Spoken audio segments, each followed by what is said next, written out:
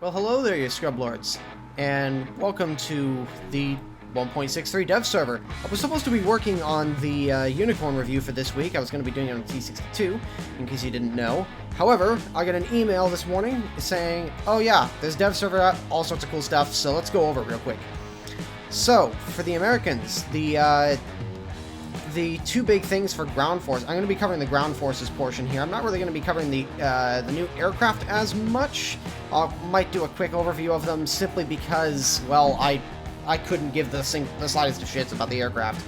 But in any case, we're going to be going over some of the newer stuff here, and the the three new vehicles of note are the T-20. This is a 4.3 rank 3 premium medium tank, 76mm cannon. It is equipped with M62 and M79 shots, so basically the exact same type of ammunition that you get on the M4A37 or the M4A176 and the M4A276. Essentially the same thing, just in a much lower chassis, and you've got about the same armor as a Sherman. So you're essentially just a Sherman with a 76mm gun. Mobility-wise, let's see here, 56 kilometers per hour. That's pretty good. It's got a pretty decent top speed. Let's just buy this here. And then let's take you for a test drive, shall we? We'll do this in realistic.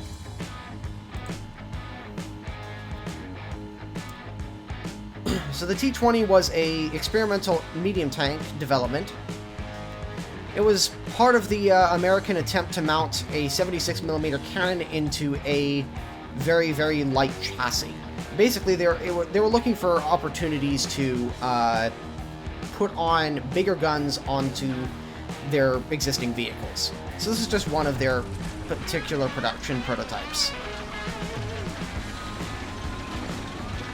Mobility isn't bad. It's actually pretty decent for a medium tank of this size.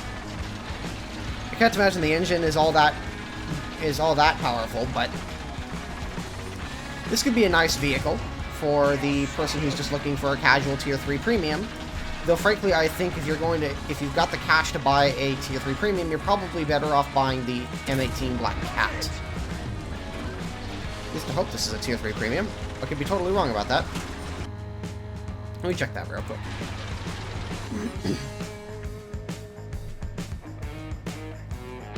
So yes, Tier 3 premium. Battle rating 4.3, 10 degrees of gun depression. Pretty bog standard for American tanks. Armor, essentially non-existent. Don't expect the armor to save you on this vehicle. You can probably angle it and get away with it, but even then, that brings the armor up to just over 100mm. A lot of the guns are going to be going up against will be able to penetrate that, except for maybe like early T-34s, which you might run into with this vehicle. However, decent all-around vehicle, and it's probably an okay buy. The next vehicle we're going to talk about is the M56 Scorpion. Now, many people recognize this vehicle from World of Tanks, where this is a Tier 7 premium. In World of Tanks, it's probably one of the worst Tier 7 premiums in the game. However, for War Thunder, this is a slightly different well, it's the exact same vehicle, but it's a slightly different environment for the M56 Scorpion. Now, those of you who are looking up here and saying, oh my god, why does it have zero armor? Because it doesn't have any armor. This is structural steel. This was not meant to be able to take hits. The idea behind the M56 Scorpion was that the Airborne needed a mobile piece of heavy anti-tank weaponry that they could airdrop. This was the predecessor to what would become the M551 Sheridan. Or this was the previous project. If you guys are interested in more detailed, in-depth information for this vehicle, I recommend going and checking out Nicholas Moran's video on it. He does a fantastic series of vehicles for wargaming called Inside the Chieftain's Hatch, and he goes deep into depth about these vehicles and their history. And he's got an episode on the M56 Scorpion. I will link the episode to that in the description below. So let's take a quick look at this thing's ammunition choices real quick. So this has basically got the exact same gun performance and gun characteristics as the M48A1, the 7.7 battle rating medium tank. The 90mm gun starts off with M332 APCR rounds, which, I'm not a big fan of that, but because APCR rounds are pretty terrible against sloped armor, really this thing is only going to be effective if you're firing at the fronts of like Tiger II's turrets. You get the M82 shot, which is a very good round. Unfortunately, the penetration on all M82 rounds, unless you're firing out of the high velocity 90mm, is pretty piss poor. So don't expect to be taking on very many vehicles head on with this particular ammunition type. The last ammunition type is really the only one you're going to be using for this vehicle, and that is the M431 Heat FS round. 640 credits per shot, so it is kind of expensive. However, this is probably going to be the bog standard round that you're going to want to use on this thing once you unlock it. So M56 Scorpion. This thing is going to be essentially kind of like a turretless Hellcat, with even less armor. Literally, coaxial machine guns are going to be able to penetrate you. That's how bad your armor is on this vehicle. So, its biggest advantage, though, is its size. It is tiny. There's the M56 Scorpion. That's the M60. M60? M56 Scorpion. So, very, very tiny vehicle. It's going to be very difficult to spot. Especially... Let's see how many bushes we can put on this thing. So, you're going to have issues putting it on there. Let's put that there. Put that right... can we put it right there? Yeah, right there. So that'll cover up the front right there. For the most part. Your gun sight is on the left-hand side of the gun. If you plan on taking this thing into sim battles, I highly suggest you do not do that. Otherwise, you won't be able to aim at anything. However, this gun shield and gun are really tiny, so if you can get yourself in a hold-down position, odds are they probably won't see this. So, let's see if we can put it on right here. Does not appear that we can over the windshield.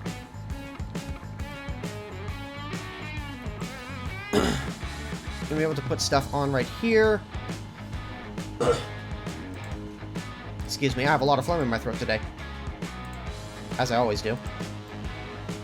Put that on right there.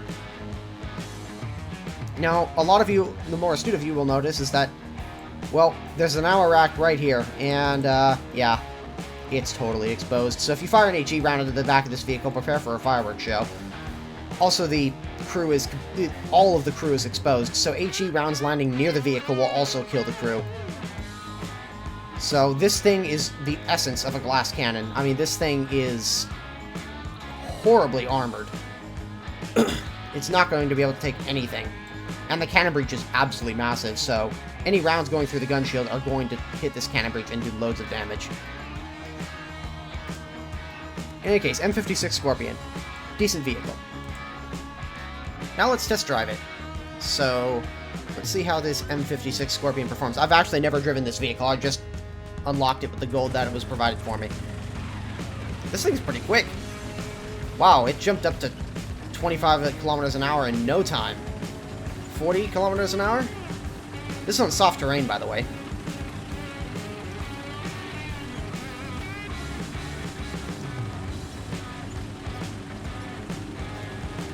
So about 45 kilometers an hour on rough terrain. Let's see how well it does on roads.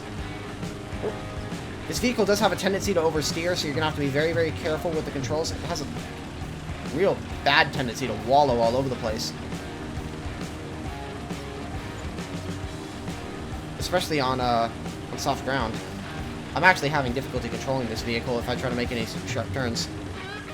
So it looks like about 45 kilometers an hour, at least. This actually feels more like medium ground. This is about what you're going to be able to get with this vehicle. Also, check out the recoil of this thing. Oh, man. Oh, yeah. It's even funnier when you're stationary.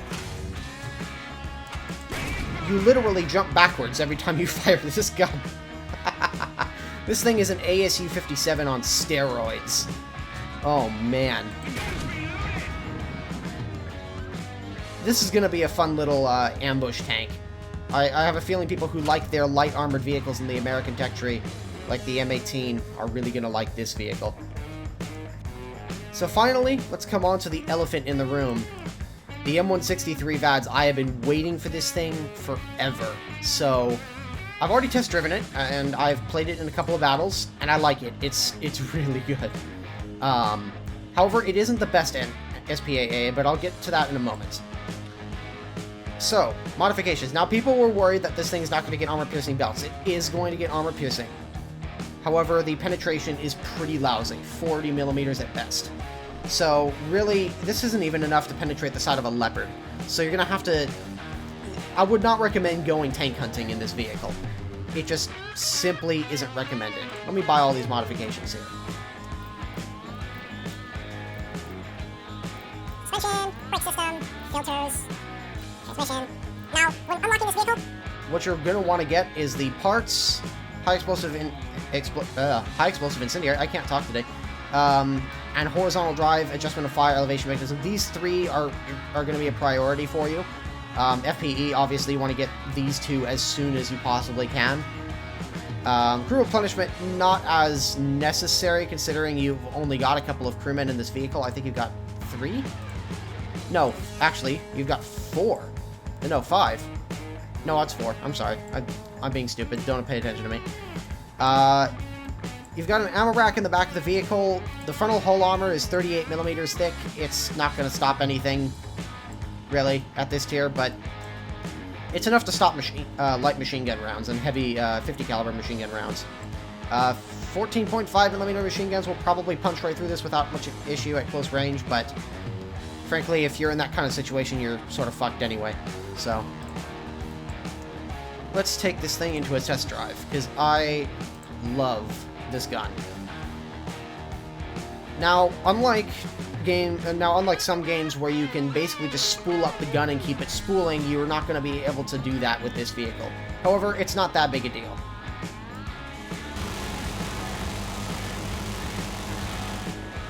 Alright.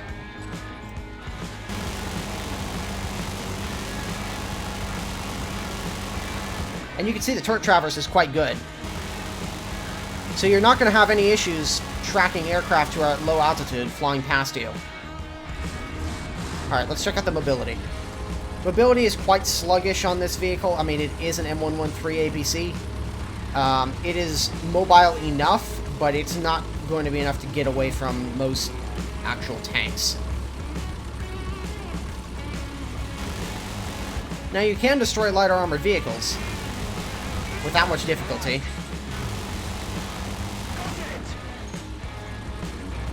However, anything other than vehicles with about less than 40 millimeters of armor, you're going to really struggle to deal with. Alright, so we are in a custom battle on Cyanide. This is one of the brand new maps coming in the next patch. This is the brand new tank map. The other map is going to be an aircraft map. I think that's Greece. But Sinai is a quite large map. This is a different version from what I've played. The large version, this is just one portion of the map. The larger version is way over here, and it's just a massive series of sand dunes. Alright.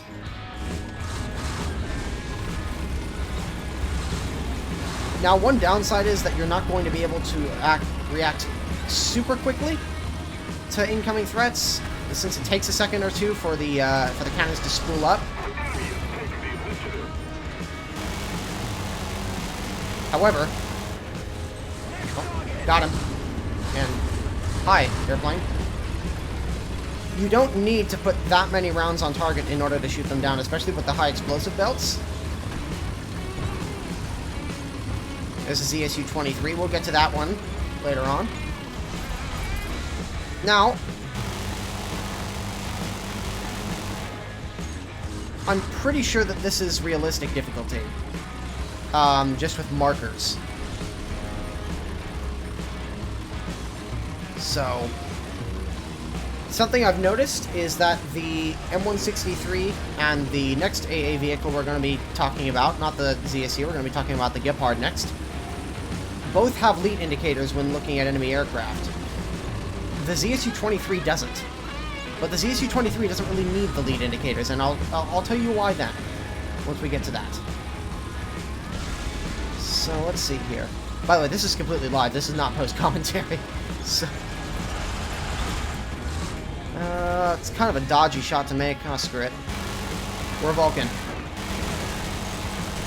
You can see the level of fire coming out of that ZSU.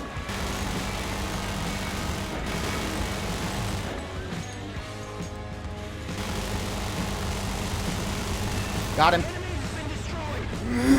So you can just hose down enemy aircraft with that much difficulty. And look at the elevation. Looking up there. Look at that. Yeah, good luck with trying to come straight down on this thing. All he has to do, even if it's coming slightly so that he can't hit you, he just has to back up, and then you're dead. The one thing I will say is that the elevation speed takes a little bit to get going. That guy's pretty far out, so we're not going to bother shooting at him. However, that guy's pretty close. Let's see.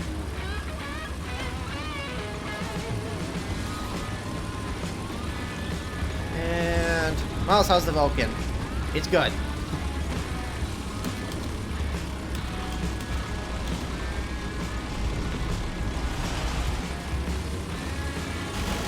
That is a Leopard. Ooh, PT-76 in the background, though. Oh, I'm out of ammunition. Oh, this is awkward. Uh-oh. Run away! Oh, okay. Well, ooh, new fire effects. Are those new? I don't think they are. So, as you can see, not particularly well armored. Just gonna jump out here.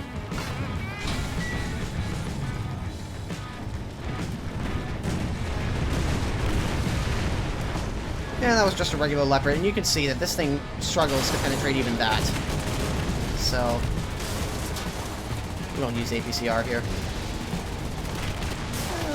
Maybe do a little bit of that.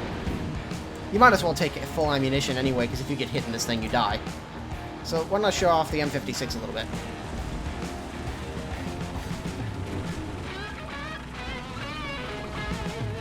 Like I said, this thing is actually a little bit difficult to control. That's not down to arcade physics. That's down to the fact that this thing is super easy to oversteer. Maybe, probably because it's so light. I mean, I just tapped the button there and it swung all the way around. So, not exactly ideal. Just gonna take a guess.